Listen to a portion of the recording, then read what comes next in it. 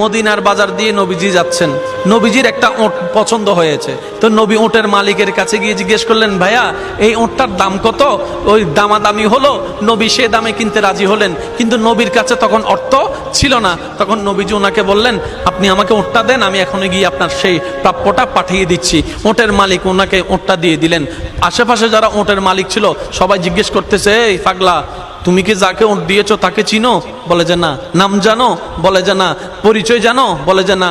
ঠিকানা জানো? না। তো তুমি যে ওটটা দিয়ে দিলা, উনি যদি ওটার টাকাটা না ফাটায় তখন তো তুমি লসের মধ্যে চলে যাবা। সে ওটের মালিক বলে, এত সুন্দর নুরানি চেহারাওয়ালা কখনো বাটপার হতে পারে না, কখনো চিটার হতে পারে না, কখনো মিথ্যুক হতে পারে না।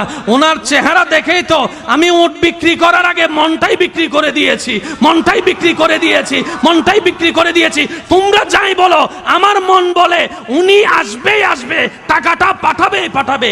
এই কথা বলতে না বলতে কিছুক্ষণ পরে নবীজির একজন সাহাবা এসে বলছেন, একটু আগে একজন ওট নিয়ে গিয়েছেন, কাছ থেকে ওটের মালিকটাকে একটু দেখতে চাই। উনি বলে যে আমার থেকে।